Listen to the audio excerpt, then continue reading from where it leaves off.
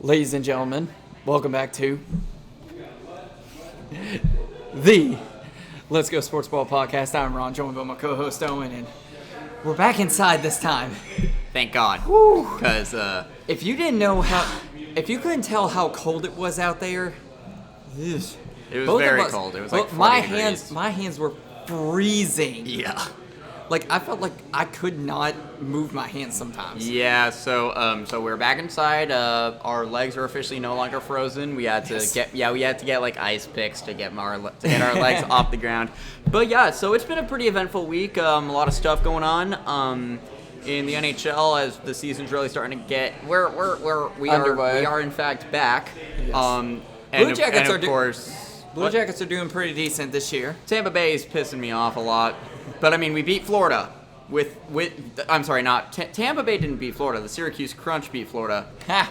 We still own the Battle of Florida. Have fun with your playoff wins, you chumps. And also, I just want to point out, I think this is the first time both you and me have had a hockey sweater on. I don't believe so. Oh, in okay. like in a while, yeah. I think because I'm pretty sure we've had one on before, but yeah. So let's get started with our national pastime, baseball, because there's not too much going on, but there's quite a bit. Yeah. So a couple of different stuff going on. First, I'm going to start out with college baseball with some commitments. I'm going to try and start putting those in as National Signing Day for quite a bit of sports is starting to come up.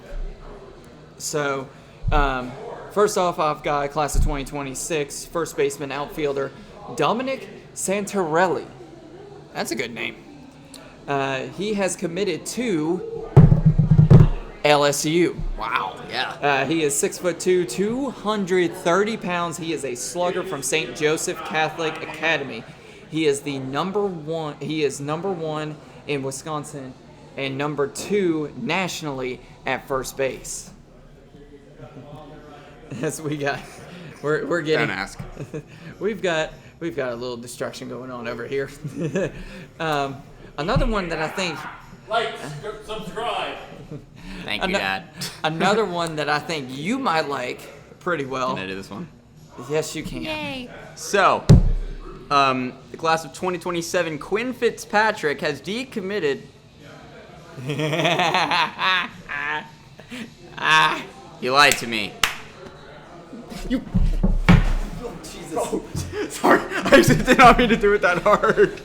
You nearly knocked me off the bench. I didn't mean to do it that hard. Anyway, 2027 right-handed pitcher Quinn Fitzpatrick has decommitted from your Tennessee Volunteers. He is a 6'2", 195-pound right-handed pitcher from Houston, Texas, and he's ranked as the number 2 right-handed pitcher in the class of 2027. I think this is in response to Vitello going it's to. possible because he was a fantastic coach in college. Even though this was a couple of days ago from this recording, I still think it's in the wake of that. Yeah, but you never know. You never know. And the final commitment that I have is class of 2027 shortstop, second baseman, Trip Ostergaard has committed to the North Carolina Tar Heels. The 6'1", 178-pound standout from James Island Charter High School in South Carolina is ranked number 127 nationally in the 2027 class. So I think it's a good choice. North Carolina has a decent baseball program. Yeah, they're not that bad. Better than their football team. Better than the Tar Pits. I've heard that nickname for them a lot. Yes. So we get into the MLB or? Yes. Now we're gonna get into the MLB. First one that I want to cover is Japanese star pitcher, and we talked about this I think on the last episode. I think you brought this up. Tatsuya Imai. I think that's how you say his name is Tatsuya Imai. Will be posted allowing a move to the MLB.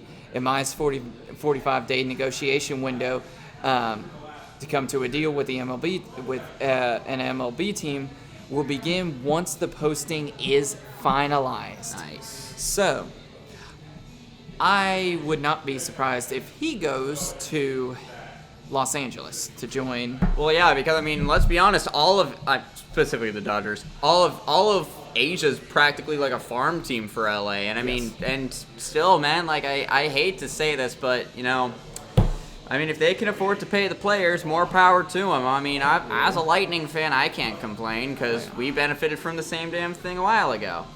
Yep.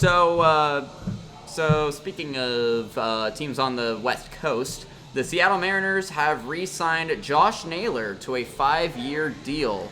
I currently do not have a cash sum right now, but all I know is that it's a 5-year deal. Ron, as a Cleveland fan, are you okay? No, not really. It sucks that they switched him to a team, or they traded him to a different team, because I thought he was doing pretty good in Cleveland, but oh well. At least we still got his brother. And hey, at least Haslam isn't your owner, because he would have been gone way earlier. But yeah, I mean, I think it's a good deal I think it's a good thing by the Mariners to do this. I mean, he's been very solid for them, and I mean, they did make the ALCS this year. Yep. Yeah, the ALCS. I forgot which conference they're in because sometimes forget. But yeah, so I mean, they made the ALCS, and they were a great team. I honestly thought they were going to go to the World Series. It sucks that they lost, but I think even though it is a very tough loss, I think Mariners fans can walk out of that series with their heads held high, because if they keep with what they're doing, they're going places. Oh yeah. And even as a fan of another AL team, I'm excited to see what happens for them, because you know what, I'm sure it's nice to have a team that's actually good and have ownership that's good. Out of Chicago, Kyle Hendricks is retiring after 12 seasons in the big leagues. Hendricks pitched for the Cubs, unfortunately, for 11 seasons before his one season with the Angels of Anaheim in 2025. So he's done a pretty good job. He is he won a ring. He won a World Series with. Yes, he did. He did. He won the World Series, and he led the MLB in earned run average in 2016, ERA. winning it in the same year. I mean, even as a Cleveland fan, I mean, I'm sure you can admit. I mean, he was an excellent player. He was still a great player. He was a great piece, and honestly, what a player and what a career for him. So yes. I'm glad. What I'm about to say is probably gonna have you kill me, but I'm glad he was able to ride off into the sunset with at least some hardware. So hey. It's okay. Watch it now. Look, man. I'm tempted to raid my parents' liquor cabinet because Blake Snell just won it with the freaking Dodgers. All right, let me have this. He should have won it with Tampa. Oh well. If our freaking owner wasn't an idiot, or GM, same. I don't know. Who cares? So David Fletcher has also announced his retirement from the MLB after 7 seasons. Don't know. I don't know if he's been on other teams. We're going to try and research that here shortly.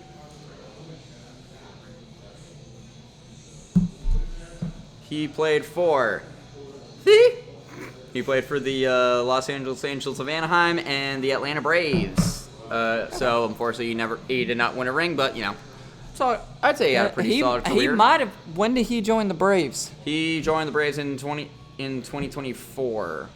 So after they won their, well, actually, yeah. I thought that was after they won it. Yeah, because the other team from Los Angeles won the World Series. Oh, and it looks like we're getting another co-star here. Getting another co-star right now. If Ron can wrangle, look at this absolute silly goose right here. Look at her. It's my new little puppy. She missed everything. She's like, what, 6 weeks old? 6 weeks old. She unfortunately missed the Cavs winning the World Series. She missed Cleveland going to the World Series. I'm sorry. She missed the Cavs winning the World Series. NBA championship. She missed the Lightning going back to back. She missed the peak of Columbus's franchise. Yes. She missed everything. Yeah. I'm insulting my own team. Shut your mouth. I swear. I insult my team. I praise my team and you get annoyed. I insult my team and you get annoyed. Can I win with you, Ron? I know, I saw. We'll cover that a little bit later.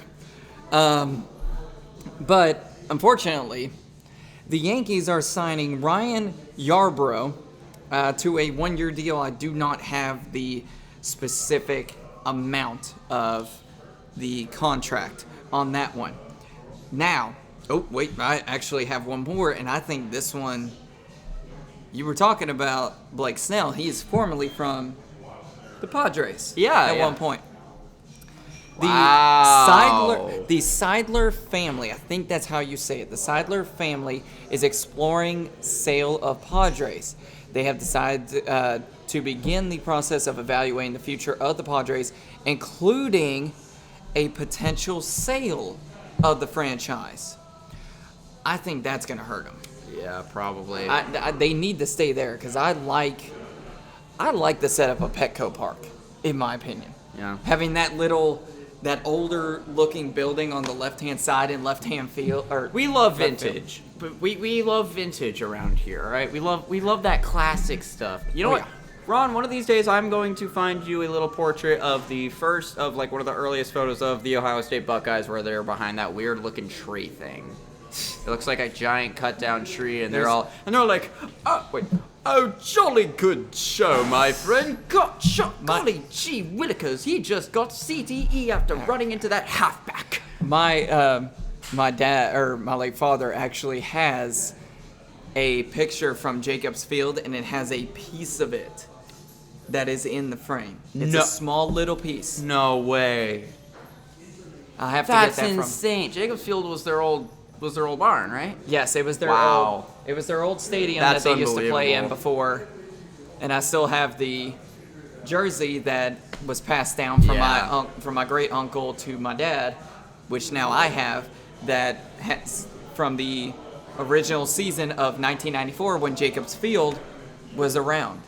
Wait, Jacobs Field for the Indians or for the... Yes. Okay. Because I'm talking about Ohio State. Oh, Ohio I was State, talking about like one of the earliest photos of the Buckeyes. I know. I was just saying. I was bringing that up. I don't know. My brain is in like 50 directions. I don't know, man. I don't know. Hey, like I love vintage. I love like vintage stuff like that. Like for sports, it's so cool.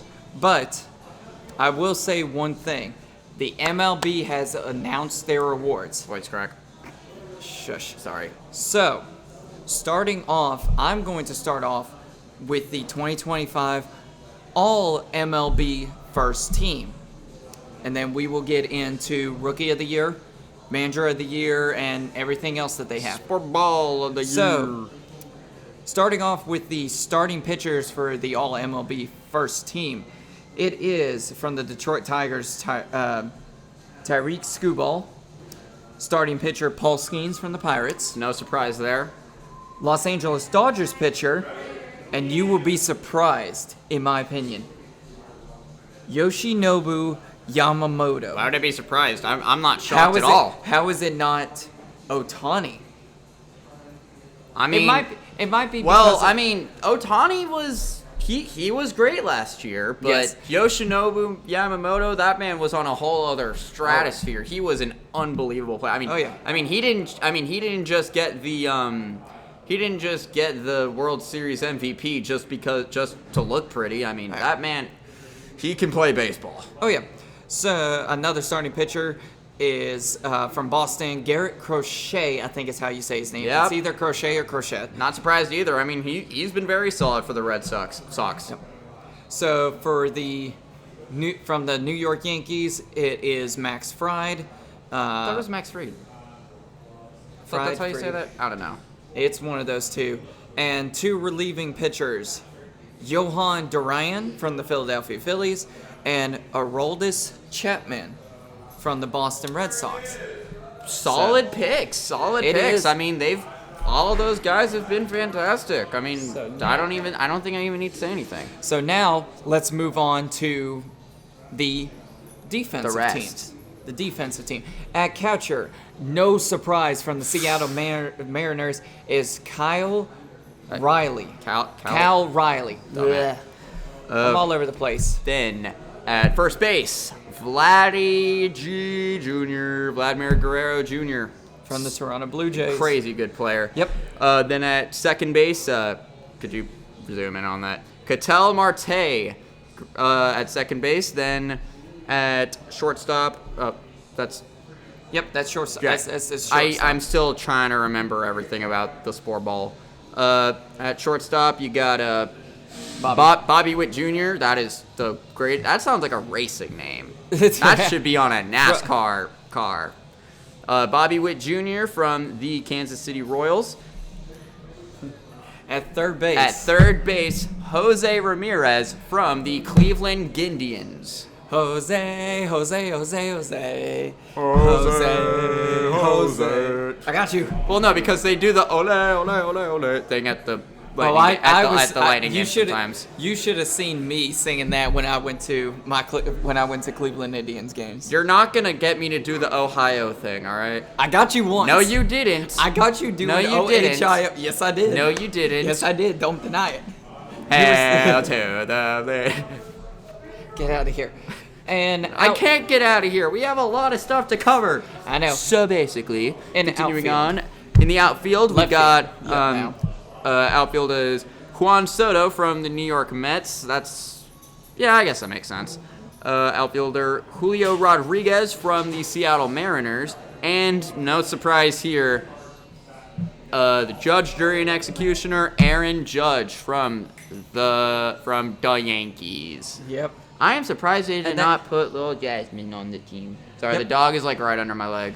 She does not want to leave me. And then Designated hitter. do we even need to say who it is? We all know who. Shohei Ohtani. Yep. So, but that starts out with the all MLB team, first team. So now we're going to start off with, I'm going to start off with Rookie of the Year. Yep. There's two rookie, each side, as we told you last week, AL and NL. If you don't know what AL and NL will stand for, American League, National League. Jinx, you owe me a soda. Too Hey. bad. But for the National League from the Atlanta Braves, the Rookie of the Year winner is Drake Baldwin.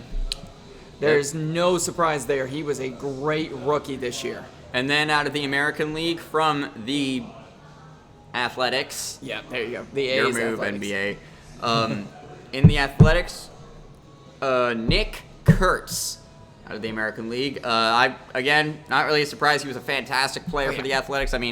They suck, but there's a little bit of hope. Yep. Just like a little minuscule bit of hope right there, just a very tiny bit. Oh, yeah. And now, next one that I have is Manager of the Year. First off, starting in the American League, Manager of the Year for a second year. I believe it's his second, first time back-to-back for him. Stephen Vogt from the Cleveland Indians is Manager of the Year for the American League. Back-to-back. That's pretty Manager cool. of the Year, which is pretty awesome. I like that. Would you say it's surprising, or are you like... No, I'm not surprised. He did an amazing job. Bias. Anyway, I'm Okay, kidding. no, I'm no, kidding. no. But I'm speaking out, like, I thought during the middle of the season he was making bad moves with putting different people in and the rotations and everything. But he has done a really good job, in my opinion. Now on to the National League. For the National League, the Manager of the Year goes to Pat Murphy of the Milwaukee Brewers. I'd say that's pretty worthy. The Brewers, they made it all the way to the NLCS. So He did a good job. I can't say I'm surprised. I keep thinking there's gum underneath this. Wait. Stop it. No gum, it's just made weird. Focus. I think it's the plastic. So, continuing onwards, the Cy Young winner for the American League goes to Tariq Skubal. Did I say that name right? Yes, Skubal. Tariq Skubal from the Detroit Tigers. He is Them gritty tigs. He is also a back-to-back winner. He won it last year, and now he's won it this year as well. And So- then for the National League, Ron, take it away. For the National League, this one, in my opinion, he may be on a struggling team, but he still cannot stop pitching very well. It is from the Pittsburgh Pirates, Paul Skeens. No surprise. That's what I'm saying. He Yeah. may be on a crappy team, but he still can produce and be really well at pitcher. Yeah. I think, in my opinion, he needs to start looking at probably finding a new team. Yeah, I mean, he's really the only piece that's making them relevant. And that's keeping him afloat right now. Yeah. So then we have the Comeback player of the year. Comeback player of the year.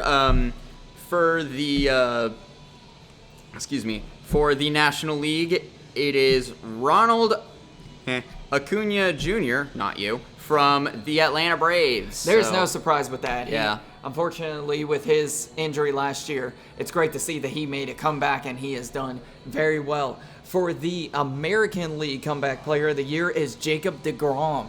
I think he was out he was out for a while or last season with an injury, but it's really no surprise that he won that one. Yeah. The last one that I have is Reliever of the Year. For the American League, this one again is no surprise. Out of Boston. Predictable, honestly, but yes.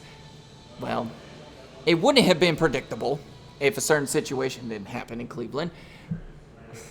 But we'll talk about that because I have some stuff for that. But out of the American League, from Boston, the Boston Red Sox, From Boston. Aroldis Chapman has won American League Reliever of the Year. And then out of the National League, we got Edwin Diaz as the reliever of the year from the Mets, because it's all about the Mets, baby. Love the Mets. All right, baby, let's go Mets. That's his walkout song. Timmy Trumpet. Okay. Ow. Hey. Let me put that over your face. All right, so lastly, we have the MVPs for the American League and National League. So Ron, who is the National League MVP? National League MVP, there is no doubt about this one, but it is Shohei Ohtani from the Los Angeles Dodgers. No way! As it says on here, the greatest show. Hey. SHO. Hey, we're funny. That's pretty good. Yeah. And so then for the American League, I don't think this is a surprise. It is, of course, Junior Caminero. I'm kidding. His team sucks. The AL MVP is, of course, Aaron Judge of the Yankees. I don't think that's surprising, but I know somebody that is sitting to my left wearing a Blue Jackets tarp is going to completely disagree with me, so take it away, I guess. The reason I'm saying I disagree with you is because Cal Riley has done an amazing job this year. He has done so well. Aaron Judge is just being Aaron Judge. And they're only doing this, I think, to get him more views or more hype and whatever. What? No. Okay. But yes, he's being Aaron Judge, but he's one of the best players in the entire MLB. He's going to be getting that attention. It's like this is like getting angry at Connor McDavid for getting a lot of recognition over Sean Monahan. But okay, that's actually kind of an unfair example, but you get what I'm trying to say. But yes, and you see what I'm saying as well. Kyle Riley, he has done so well this season. I mean, I'm not saying he did a whole lot better. We should just keep the dog up here. I'm not saying he's done a whole lot better than Judge has done, but I think he's done a little bit more than what they have seen through him. That he's done throughout the season. So you think that's you. But so last thing I got for baseball is, of course, the giant controversy going on around Cleveland, around the Cleveland Indians. That's what I call them. So So apparently, from what I have read, excuse me, sorry. So apparently, during games, Emmanuel Classe would allegedly call his gambling buddies during the middle of games to confirm his tasks, and additionally, he had been throwing intentional balls for 3 years. For 3 whole years. They've looked normal to me. Everybody spikes the ball every once in a while. Okay. And also, and this is the reason. This is one of the reasons why I don't really like promoting sports gambling, and why I personally have been like, if we get offered sports gambling ads, I'm personally gonna say we shouldn't, because I mean there have been a lot of cases of people getting very, very messed up by, like, you know, whether they get addicted or, you know, things get horrible. There was this anonymous MLB pitcher who said, and I quote, "We've told the MLB security to get a handle on this before it gets out of control. I don't want to say this, but something bad is going to happen, and it's going to be like, we told you so." And this is in response to things like such as threats that have been getting sent to players because of sports betting. So essentially, if like somebody threw a bad pitch and then like, "Oh no, I'm out like $50," and they're like, "Hey, you suck." I personally agree, because it's making sports really kind of it's kind of making it already like worse. Because I mean, let's be honest, sports is already a pretty wacky place to be in. Like I mean, look at Philadelphia after they won the Super Bowl. They burnt their city down. And look at Vancouver when they lost the Stanley Cup. They burnt their city down.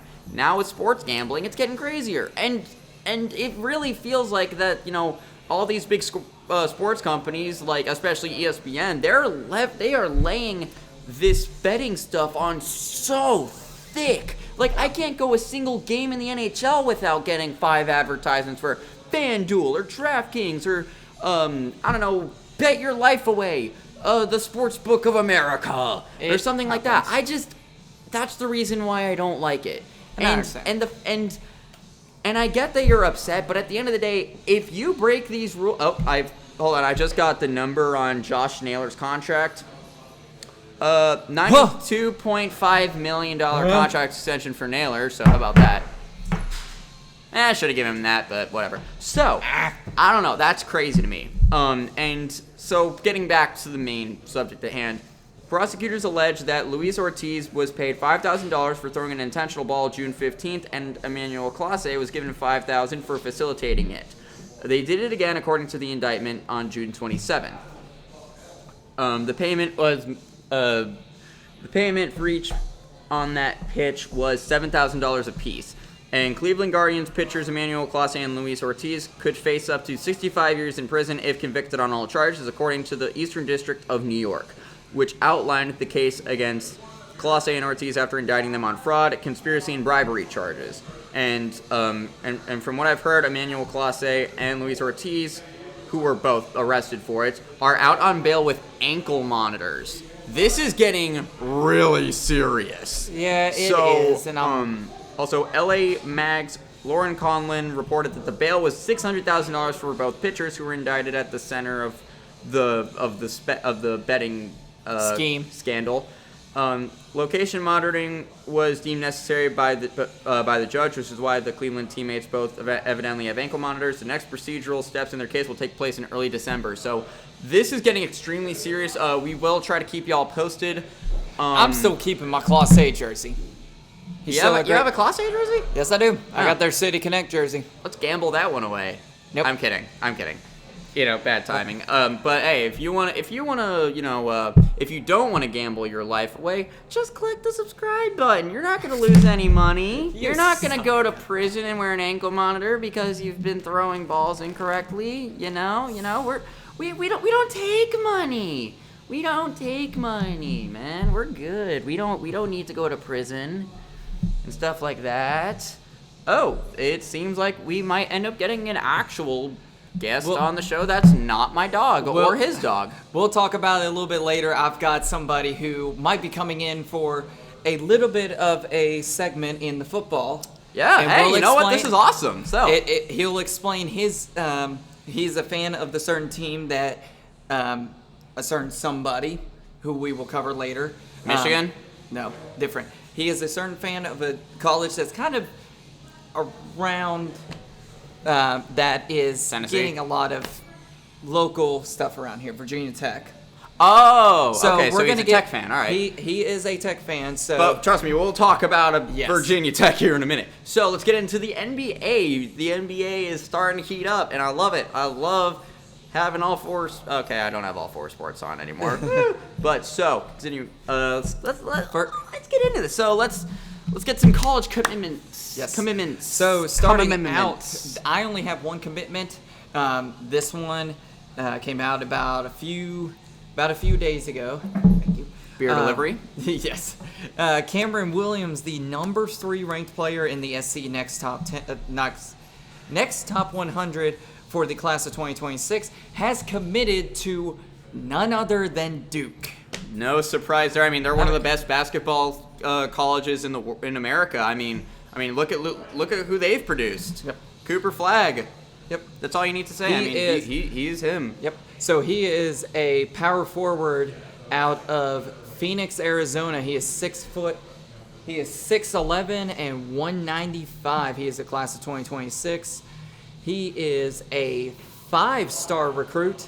He is number 1 in his position, number 2 in the regional, and number 1 in the state. I mean, So- he seems like he's going to be pretty good. But I mean, college is definitely going to be that first step into, really getting into the sport, like in a more professional sense. So Oh, yeah. we'll have to see. We will have to see. So. Oh yeah. Is that all you have for the NBA? As we lose our charger here because the puppy is running around. Thank you. So, let's talk about the NBA now. I got something pretty big in the NBA that I really cannot wait to get out of the way. And let's be honest. And this was inevitable. This was coming from a mile away. This was coming since like January. So, ladies and gentlemen, you are going to be shocked to hear this. So sit down, wear a seatbelt. Just steady yourselves. Just get ready to have your mind absolutely blown. Nico Harrison got fired. Yes. I mean, I'm about as shocked as this as I was shocked when the Reds got their asses whooped in the World Series in the MLB in the playoffs. I don't know why I said the World Series playoffs. So, it's been 9 months after the jarring and stunning Luka Doncic trade, a move from which DeMont took accountability and accepted as a mistake in a courtside interaction with a fan this past Monday night. The Mavericks and Patrick Dumont have 10:30 a.m. Central 10:30 a.m. Central Standard Time meetings to appoint executives Michael Finley and Matt Riccardi to lead basketball operations in interim. So they're going to be interim GMs for right now. I mean, this is something that I'm not shocked. The Mavs They went downhill after that trade. Anthony Davis has not helped them in any way. He went down to the G Leagues because he had an injury and everything. Yeah. So, and right here I got and after 4 years of his tenure as the GM, I got this. So, here are his career accomplishments. He let Jalen Brunson walk for nothing. Big mistake because look at how he's balling out in New York. no. What? Hey, Remember I like the Cavs. I know my allegiance, but I'm not gonna act like he isn't a fantastic player up in the Big Apple. He traded a 25-year-old generational talent a year after making the NBA Finals. I wonder who that could be. He did not shop Luka Doncic around and got back a 32-year-old injury-prone center. He said, and I quote, "I knew Luka was important to the fan base. I didn't know to quite what level. Like, quite to what level. Yep. And I'm sorry, what? Are you serious? You're like, an idiot. Like this is like what? This is like having friggin'. This is like trading away Connor McDavid because you decide, hey, let's trade him for, I don't know, Colin Blackwell. Oh, jeez. If you don't know who Colin Blackwell is, congratulations! You proved my point. Yeah. And he also said, there's no regrets. Defense wins championships. Not in this league anymore. Are you kidding me? Except unless you're Evan Mobley, I will never disrespect my king. And he also drafted Cooper Flagg, which, can we even be like, oh yeah, that was a great move? It was the move that anybody with an IQ higher than negative 65 could have made. Oh, yeah. Oh, they're playing Chelsea Dagger. It's the Blackhawks song, and I'm wearing a Preds jersey. This is horse crap. So and of course there was also some alleged source. I don't know if this is true, so I'm gonna say this allegedly. Yep. I have heard that that Nico Harrison was actually going to try to trade Cooper Flagg shortly before his dismissal from the Mavericks. Can you imagine if he did that? Now, again, this is all alleged. Everybody would have burnt him. Nico. Dude, if they were protesting and like getting angry with him after the Luka trade, imagine what they would have done if they traded Cooper Flagg. I mean, Oh, yeah. wow. And I'm gonna be honest, I really do feel bad for like Anthony Davis in this whole situation because here's the thing, he's not a horrible player. Yeah. It's the fact that he's nowhere close to the kind of guy you would want to trade for Luka Doncic, who's one of the better players in the NBA. And I'm still gonna go out and I'm still gonna say this.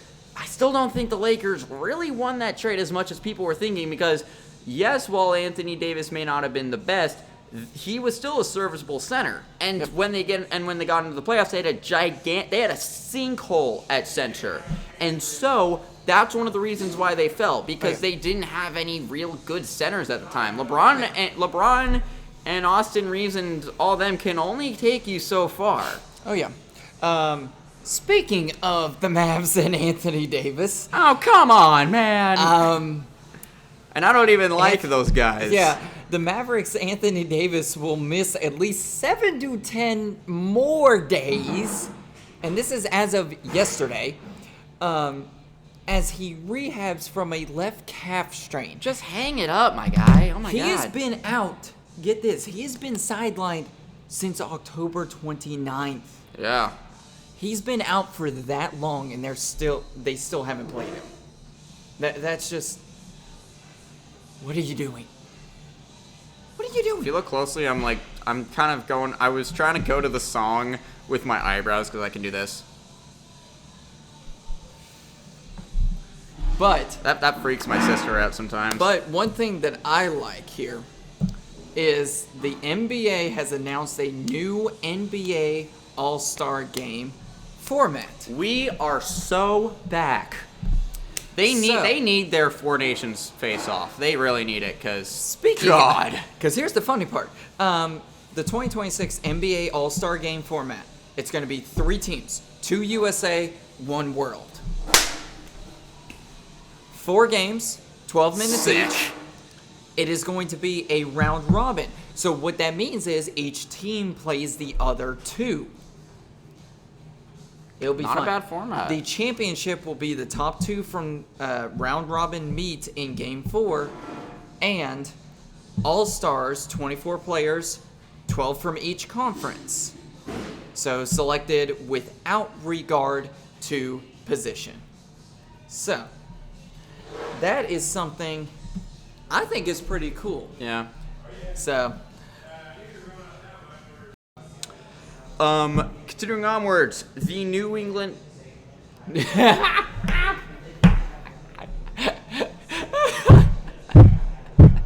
I know there's the a lot New of Orleans Pelicans. The Pelicans in New Orleans just fired their head coach. Okay, I was about to say, be careful. His name is Willie. The Pelicans have fired their head coach Willie Green after 5 seasons with the team. New Orleans is 2-10 to start the year and does not even own their first rounder, so they are cooked. I mean, but I'll be honest, I mean, this was kind of I'd say this was a long time coming. I mean, they have been a dumpster fire without Zion Williamson, and I mean, what have they done? Really? I mean, first off, Zion got dunked on in like one of the first few games by Wemby. Well, Wemby can basically just walk over people. That man is like freakishly tall. I think it's the other way around. I think Zion dunked on Wemby, which was Sportsball. Oh my gosh, that was crazy. It was Tom Brady dunking on Tiger Williams, and that sealed the Stanley Cup for him, and he just won the Cy Young because of it. Go Sportsball! But moving on to the Lakers, LeBron James, the King James, he has been assigned to the Lakers G League affiliate as of 5 days ago from this recording, and will participate in his first full practice of the season as he works towards his season debut. James has been sidelined to begin the season due to sciatica on his right side. I think I heard that he's back now, actually. I think I heard he went back. He might be back. We don't know yet. Sorry, we just got unfortunate news that that the Cavs are losing at halftime, but, you know, we'll survive. Well, end of the first, technically. Oh, end of the first, but We will survive. They are playing the Bucks. And speaking of the Bucks, the Milwaukee Bucks forward, Tarian Prince. I think that's how you say his name. Some guy named with the last name Prince has sustained a herniated disc in his neck. Ow. And is expected to miss a significant period of time. He has shot 42.9% on three-pointers in his first 8 games of the season. Imagine if he has to wear a brace thing and he just turns into Michael Keaton's Batman, where he has to go whenever he wants to turn around, he has to turn his entire torso. Golly. It's really interesting because that was the reason why he did that, because the headpiece that he wore was so tight and so restrictive. And I think they actually made a reference to that in Batman Begins. Sorry, I'm a nerd and I don't go outside. So, continuing onwards, speaking of Victor Wembanyama, he has a left calf strain and it is expected to be sidelined for a few weeks, sources tell ESPN. So they definitely need Wemby because he is really, really, really, really, really, really, really, really good. But if it's just a few weeks, I'm sure he'll be fine. Oh yeah. Unfortunate news for the Los Angeles Clippers. Not of Anaheim. Yeah. Not of Anaheim. Who cares? Their guard Bradley Beal has a fracture in his hip and will undergo season-ending surgery. Yeah. I think this is going to hurt them a little bit, not a lot, but I think it's going to hurt them a little bit. According to Mark Bartelstein of Priority Sports, quote, "We met with numerous doctors and specialists around the country in collaboration with the entire Clippers medical staff over the last few days and came to a decision unanimously that the surgery will allow Brad to have a full and complete recovery." They're going to have to do it. I mean, it kind of sucks, but they have to do it in order to keep him and have everything done, have him back fully. It's just another day, another bit where the Clippers just can't get luck. It kind of sucks, but you know what? I mean, it's the inferior LA team. I mean, this always happens to them. Yep. The Denver Nuggets starter Christian Braun will be reevaluated in 6 weeks after sustaining a left ankle sprain, sources tell ESPN. They're gonna need him. I mean, I guess it's not gonna kill them too badly because they still have guys like Murray and of course Joker, but it is okay. I'm not gonna say the NBA is a team sport because let's be honest, but they're gonna need him. Yep. So, unfortunate news for the New York Knicks. Not unfortunate for us. Yeah. Forward OG Anunoby will be reevaluated in 2 weeks due to a left hamstring strain. Ugh. Him and Jalen Brunson, who has a grade 1 ankle sprain, are now both dealing with injuries. I think that is something that it's not something major, but it is still going to hurt them. It's gonna hurt, yeah. In some ways. So Yeah, but even as Cavs fans, I am wishing the absolute best for him in recovery because hamstrings are very, very, very, very messy. And sometimes. ankle sprains too. Yeah. So let's get into some football. If we said at the beginning that we were going to do hockey first, we had to switch it up because we are getting a special guest, and he just arrived. So, just let me go grab him, and I'll switch out with Owen. Sorry, buddy. I have to leave. Yes. Let's just push the. Okay. You see, I can move the computer back. Yes, you I can. am irreplaceable. Yes, you can. So, for this first story that we are covering, I brought in somebody who is a huge Virginia Tech fan. This is Tanner. I've played with him at my church in our contemporary worship band, and he has talked about this for a while. I talked to him about Virginia Tech stuff or college football in general. So, the one thing I will say, this is breaking news, and it is not, I would say a little shocking for me. Not for you, obviously. It's not shocking. So, But- real quick, Tanner, how you doing, man? Welcome I to the am show. doing fantastic. Thank you for having me on. Today No is fantastic. Hey, man, welcome on to Let's Go Sportsball podcast. Yes. Sorry, I had to do the bit. So, Ron, take it away. So, Virginia Tech and former Penn State head coach James Franklin are finalizing an agreement for him to become the school's next head coach. Franklin finished with a 104-45 record at Penn State and led the Nittany Lions. The Nittany Lions. Yes, the Nittany Lions. Nittany Lions Slippery name. to the college football playoff semifinalists last year.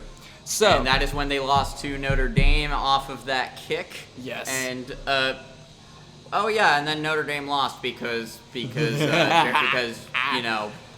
not Julian Sand, because Will Howard decided to become insane. not just Will Howard, but the whole Ohio State team. Judkins and Smith and also Yes. that other guy. You might have heard of him. He plays for the Buccaneers. Okay, he didn't really do much. He had some good catches though. But I brought Tanner in, or I asked him.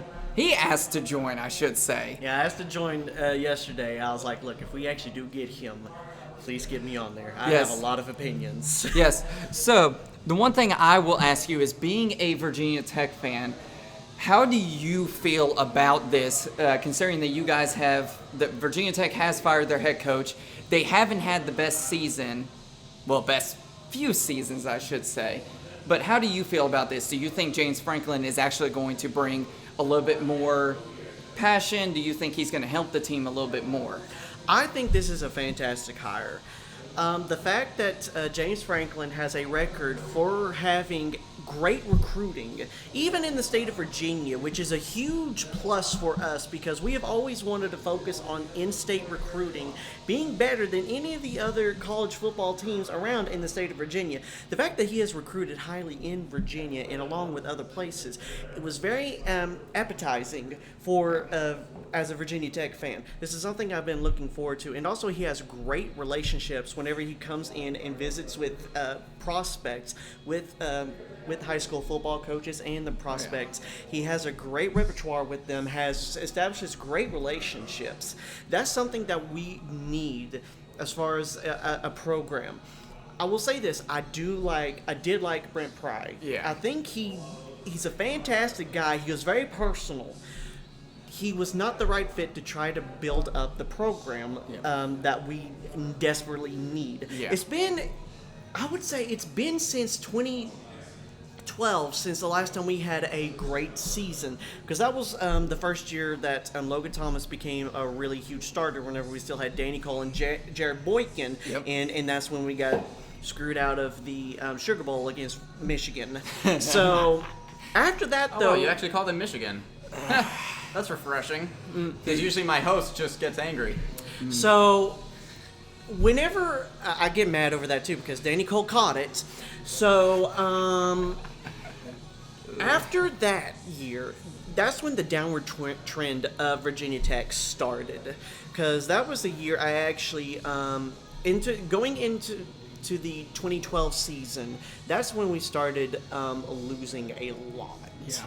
And that's when we started doing our 7-6, 6-7 seasons. It was in the season of 2012. We haven't really necessarily got out of that until Justin Fuente's first year, whenever we went 9-3, which we still had a lot of Frank Beamer's recruits still there. And so I feel like a lot of the newer Virginia Tech fans, all they're used to is mediocrity. They can't harken back to the days of Tyrod Taylor, David Wilson, Darren Evans, Ryan Williams.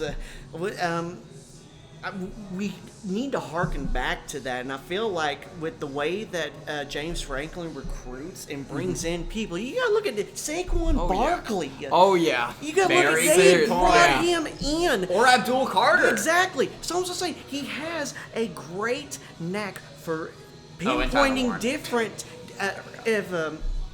pinpointing different prospects and seeing the talent that they bring.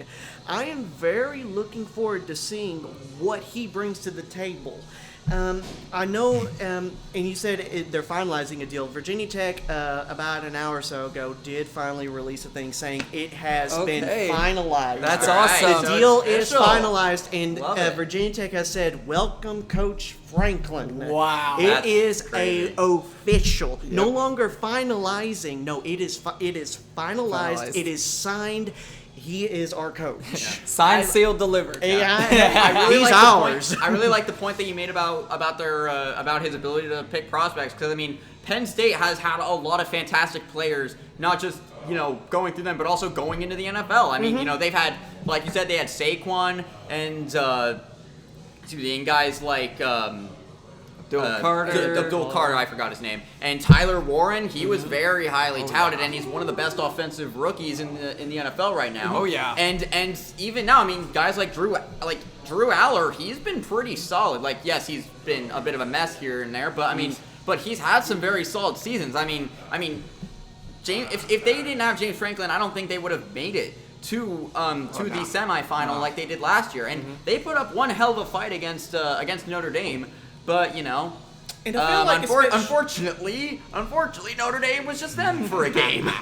And I will say this, as far as like developing talent, Virginia Tech does have a good history of developing talent that still goes into the NFL. Yeah. You look at Tyrod Taylor, you look at Cam Chancellor, you look at Macho Harris, you look at Michael Vick. Yeah, you look at Michael Vick, you look at D'Angelo Hall, you look at Tremaine Edmonds that's in there right now. You look at Bayshole Tootin, who's playing for the Jacksonville Jaguars. Yeah. That's a good point. Great I pick. love me some Bayshole Tootin. Tootin is amazing. He's a stud. And you look at Tim Settle, who's playing for the Buffalo Bills right now. You also, you look at Kendall Fuller, who's still in the league right now. You look at Kyle Fuller. You look at the whole Fuller family that came from Virginia Tech. As so as far as like wondering or not if he's going to continue building upon players and developing them to go on into the NFL and being a huge NFL prospect. You look at the history of Virginia Tech; they're going to continue that excellence going forward. Now is the time for Virginia Tech to enter back into the limelight. College football, even college game day, you look at Kirk Herbstreit, you look at Reese Davis, you look at all these guys, they say college football is better whenever Virginia Tech is relevant. I will definitely say that, because I mean, come on, Virginia Tech in the Battle of Bristol was a fantastic idea. It was. They got to do that again, because I would love it. I knew next to nothing about it around that time, and now if they have it, I will literally set somebody on fire for them. I was at that game. I went to that game. Again, it's like I go to at least 2 to 3 a year games up at Blacksburg. I always try to go a few times a year. This year I've been to 5 games. One of them was in Atlanta against We Georgia should try to Tech. tag along for one of those. No, seriously though, I would love hit me to. up honestly because I usually get. Virginia Tech had been running like these summer ticket deals, which they're up in the end zones, but it's like $30 a ticket. That's really cheap ain't for, too bad, for yeah. things like that. Now So- with the new coach, that might change. Yeah, I was gonna say. But that they have this great Ticket Tuesday deals that they run during the summers, and you don't really pick where you get to sit, but it's like $30 Yeah. ticket. And you just go in. So and it's like do so it. it's like a raffle. It's like a raffle. You don't know where you're going, but it's in the end zone, up in the That's nosebleeds. pretty awesome. But He- it's still He, great. he also was there when Ohio State visited Virginia Tech I was there. after the revenge to get their revenge after the year before. Yeah, whenever we came in, He always to does this. the- He to always the- makes it all about no, Ohio no, no. State. See, here's the Listen, thing. Here's the okay. thing. Here's the thing. No. See, they came in to get the revenge because here's the thing. The year that they won the Natty, Virginia Tech came in to Ohio State's grand unveiling, where they are going to be the largest college football stadium in college football history. They're going to hold. This was going to be the largest attended college football game, and we came in and we stomped the Ohio State Okay. Buckeyes. You stopped the nutbags. Give me some.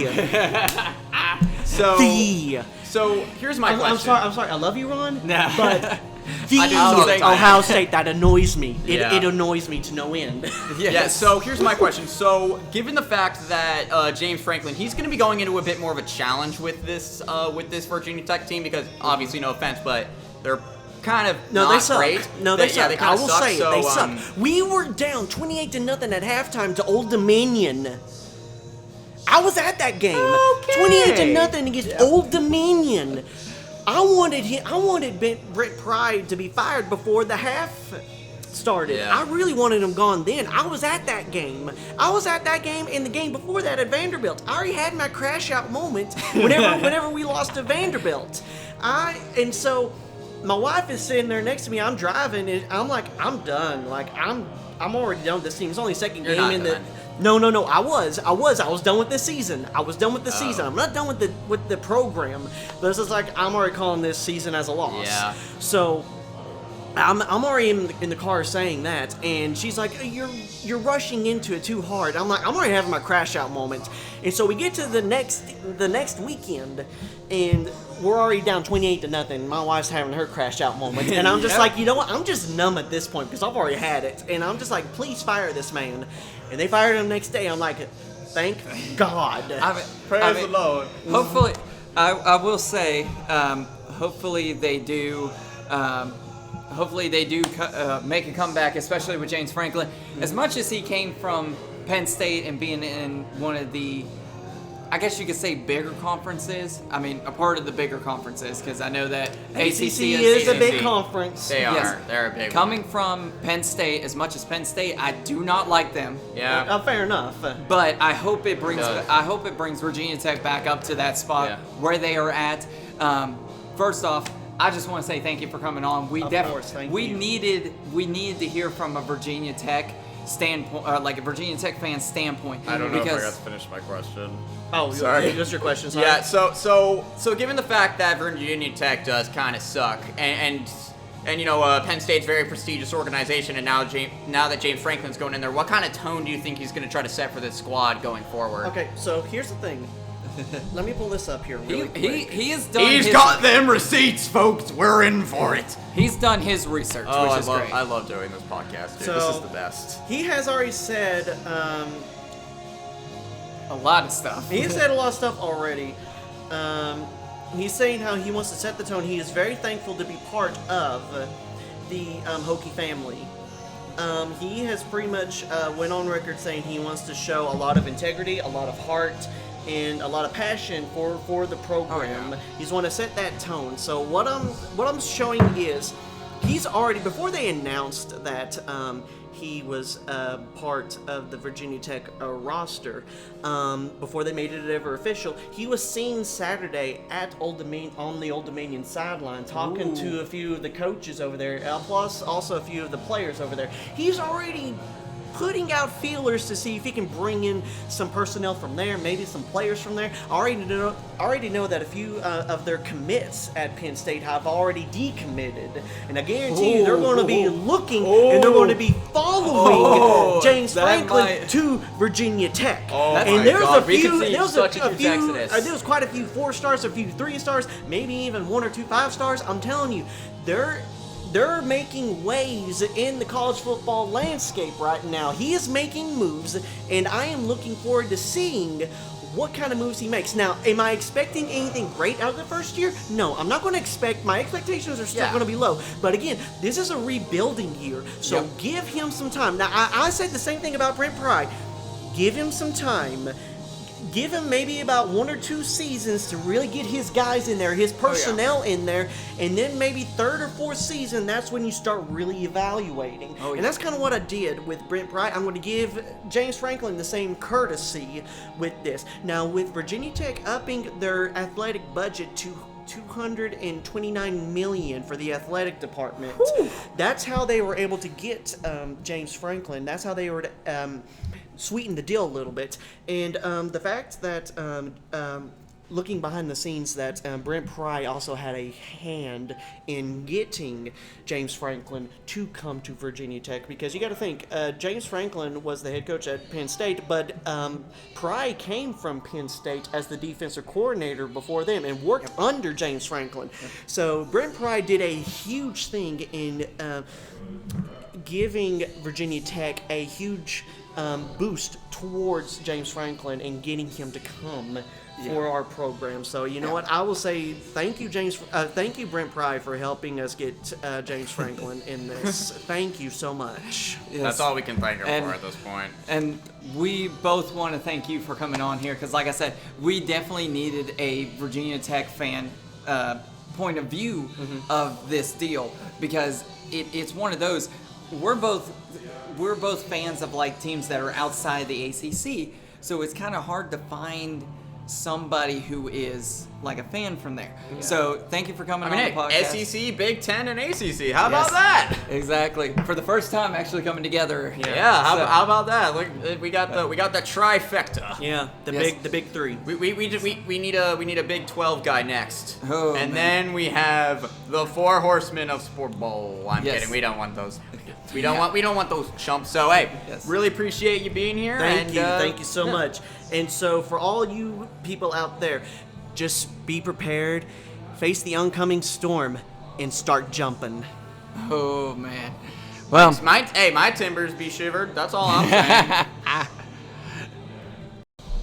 So after all of that, I'm glad we were able to have him on the show. So obviously we're running a little fast here. So let's try to speed through this. So first thing I have for college football, this is something that I'm kind of pissed about. Paul Feinbaum says that he is not okay with USF being in the college football playoffs. He said, "This is supposed to be about excellence, not about being fair. The group of 5 with South Florida, that division really has no business playing. That's like letting a AAA best team into the Major League playoffs." I'm sorry.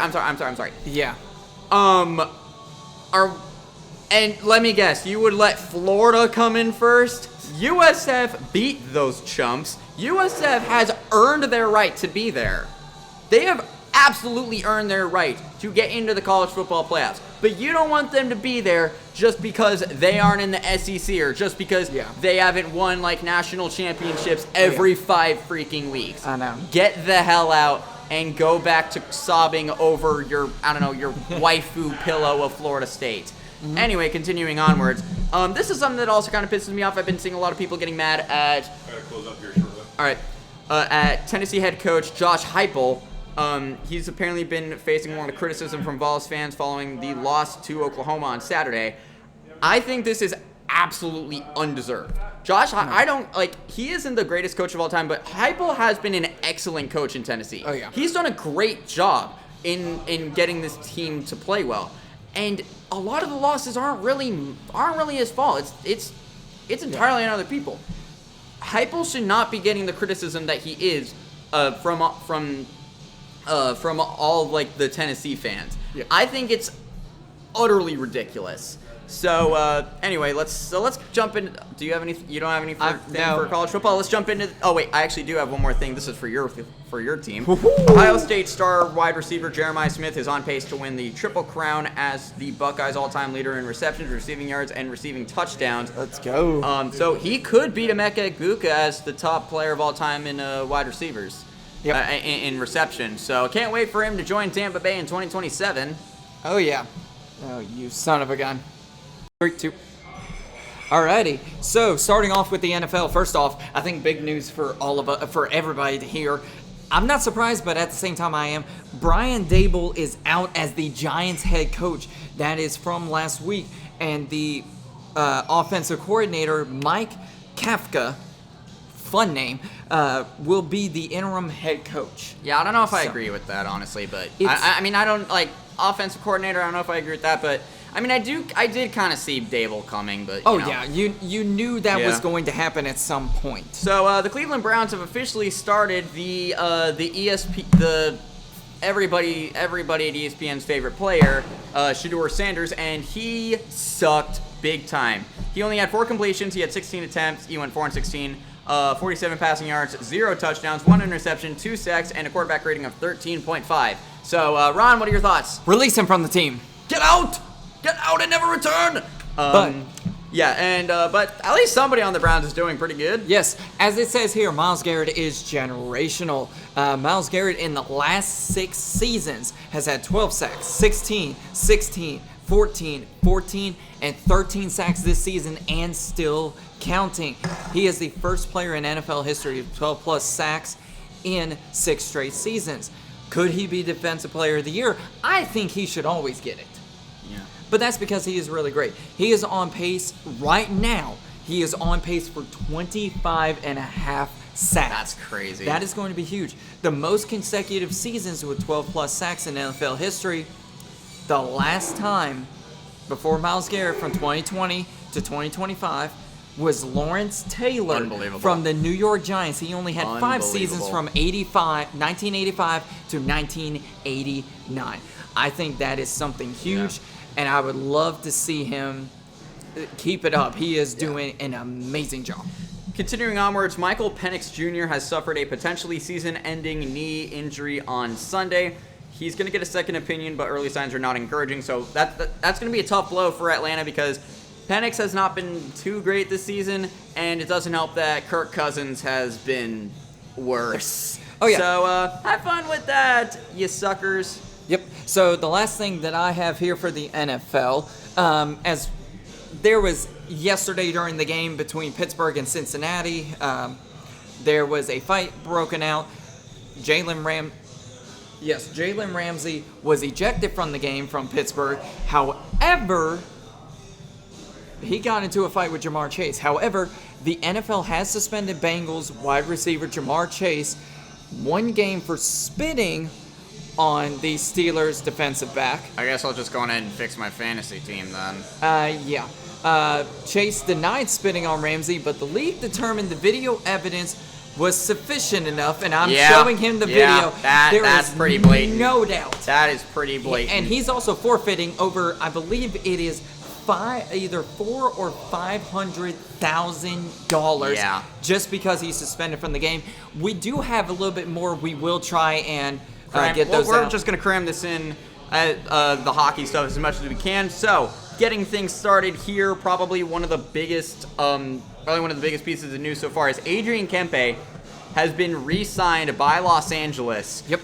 To an 8-year, $10.625 million contract extension. I think this is worth every penny. He's a fantastic player. He has done a great job in Los Angeles, and I like the guy. I think he's a very great player. Jasmine, could we get a second opinion here? Could we get a second opinion? I think she's Put her up to the mic. Put her up to the mic. We got to get her opinion. I Let's go. think she's tuckered out for the night. What's your opinion? Oh, I know. Go Sportsball! So, great deal in my opinion. Great deal. In other news, Jack Hughes has underwent finger surgery and is expected to miss the next 8 weeks. Now, why did he get finger surgery? He cut his hand during a team dinner. How do you do that? Unless your steak is not even well. I'm willing to bet, and this has been like a meme for a bit. I'm willing to bet his steak wasn't even well done. It was congratulations. Here's your Nobel Prize. That kind of well done. That's insane. Yep. So it's pretty funny, but genuinely best of luck to him in retirement. Also, Nikita Kucherov has scored his 365th career goal and is tied with Martin St. Louis for the third most goals in Lightning history, behind Steven Stamkos, who has 555, and Vinny Lecavalier, who had 383. So, we could be seeing Cooch become Mr. Lightning, but, we're going to have to see. Also, there was a giant bench-clearing brawl after the final buzzer between the New York Rangers and the Detroit Red Wings. If you guys don't know what happened, Rangers goaltender Jonathan Quick wasn't happy that Mason Appleton of the Red Wings scored into an empty net after the final buzzer, and the bench is cleared afterwards. Now, this is one of those unspoken rules in the NHL. It's kind of like where, when you're in a blowout in the NBA, you don't do fancy throws and dunks and whatnot. Yeah. So, when the buzzer sounds, you don't, when there's a whistle or the buzzer, you don't shoot it on net afterwards. You don't just do that because it's just a dumb thing to do. It's just rude. So that led to a giant fight, and it was amazing. And I don't think there was a better jersey matchup they could have had for that. I don't even like those Rangers tarps. Yep. And the last thing I got is Tisha Ginla, the son of NHL legend and Hall of Famer Jerome Ginla, whose hockey card I have, and it has part of his hockey stick in there, but it's for the Penguins, so I don't know if it counts. Tisha Ginla, who was a 4th overall pick by the Utah Hockey Club / the Utah Mammoth. They were called the Hockey Club when he got drafted. So he is averaging over a goal a game in the WHL after missing most of last season, recovering from a dual hip surgery. In 9 games, he scored 11 goals and 18 points. So when he eventually makes it to the CHL, he's going to be a monster. Yeah. So, ladies and gentlemen, that's going to be it for today's episode. Sorry it took so long, and sorry we crammed a lot of stuff in. I'm not sorry at all. So, thank you guys so much for watching. If you enjoyed this video, like and subscribe. Turn on notifications. Leave a comment down below. Otherwise, Jasmine will be upset. Go Sportsball. Also, tell all your friends. Please don't show up at our house. And Go Sportsball.